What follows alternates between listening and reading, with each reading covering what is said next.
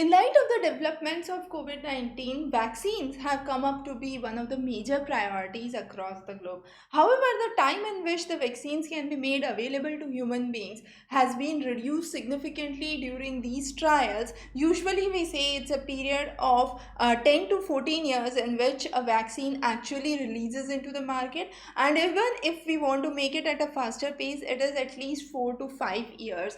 But however, we have been working with many techniques to bring in vaccination, and one of the techniques is the mRNA technique of Pfizer that has been released. However, we would be talking about the mRNA technique and the way in which the delivery takes place in a separate lecture. The idea here is how the vaccine storage would take place, because Pfizer claims to keep this vaccine secure or safe only at a temperature of minus 70 degrees Celsius plus minus 10 degrees Celsius. So definitely it's an extremely low temperature, and how this low temperature chain or storage is made possible, and what are the points that Pfizer would be keeping into mind before providing it to the point of delivery. So let's look into a brief study about Pfizer. So Pfizer has two of the distribution centers. Those are Kalamazoo in Michigan and Pleasant Prairies in Wisconsin, both of them close to the Great Lakes in America.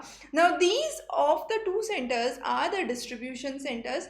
Pfizer is one of the biggest manufacturers in the world, which produces more than 200 million doses of vaccines every year, and it's the largest producer for sterile injectable units, which are 1 billion per year. So it has a huge manufacturing capacity, and the need can be definitely fulfilled if required. What Pfizer would be adopting for this is a just-in-time flexible approach. That means it would be providing vaccination to the location as and when required. But as we said, minus 70 degrees Celsius is the cold chain that has to be maintained. In India, when we talk about the vaccine usage, the vaccines are usually stored at a temperature of 2 to 8 degrees Celsius. Not only in India, across the globe, most of the vaccines are stored in this range, which is the normal temperature of a refrigerator. Now, if we are talking about maintaining a cold chain of minus 70 degrees Celsius, how it could be possible? So, what is the process that would actually take place? So, it would have a vial, and this vial would have 5 doors that would be there. Now, how many such vials would be kept into the tray? You would have 195 such vials which would be kept into a tray. And how many such trays into one box? There would be 5 such trays that would be kept into the box. Now these boxes would be unique because they would be GPS censored. That means the location and the temperature of these boxes would be constantly monitored. And how the temperature would be maintained? The temperature would be maintained by dry ice. Dry ice is nothing but solid carbon dioxide, which can be at a temperature of minus 78.4 degrees Celsius, and this is the temperature it can maintain as a triple point.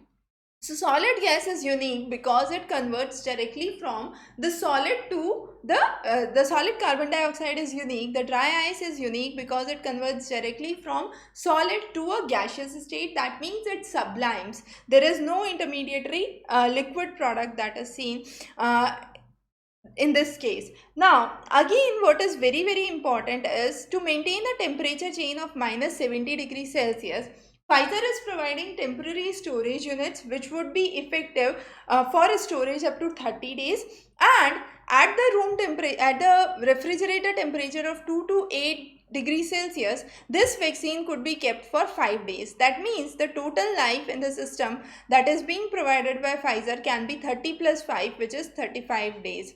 Again, if the similar kind of storage facility is being built outside the Pfizer temporary storage, it can last for up to 6 months. So it should maintain a temperature of minus 70 degrees Celsius plus minus 10 degrees Celsius In that case, for commercial availability, the shelf life could be extended to 6 months. So that is again very very important. But dry ice is one of the major components. Now dry ice is commonly being used by ice cream vendors across the country. So definitely there could be a approach where we could have a huge amount of people who were previously selling ice creams, and were vendors could now turn into the chain for vaccination drive. So definitely we do have a approach, but we have to bring that approach into a right direction. It could bring in employment, generate employment in one case, and on the other case create a smooth chain for vaccination purpose.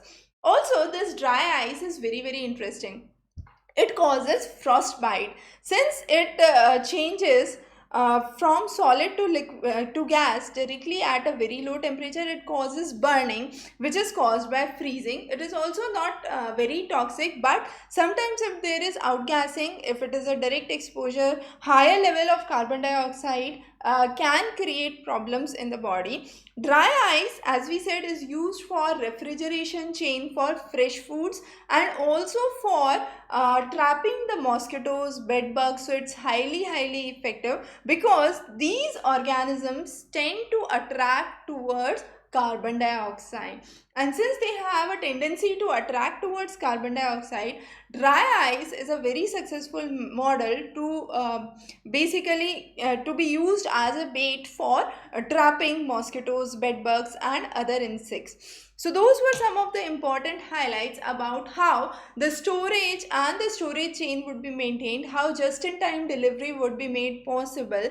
And we need to understand that definitely we have a huge lot of manpower that could be utilized for making the projects successful. We would be coming up with separate lecture where we would be talking about the technique behind the Pfizer vaccine, which is mRNA technique, very very different from the routine techniques of vaccination, where the dead or the inactivated viruses are not used. Rather, you have the spike protein which is being used.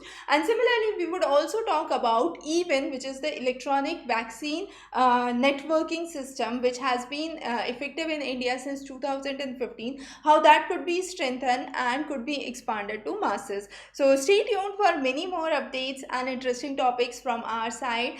We would be covering many more, and if you have any suggestions, any topics that you feel are important, please mention those in the comment below, and we would be covering those on priority. Have a wonderful day ahead.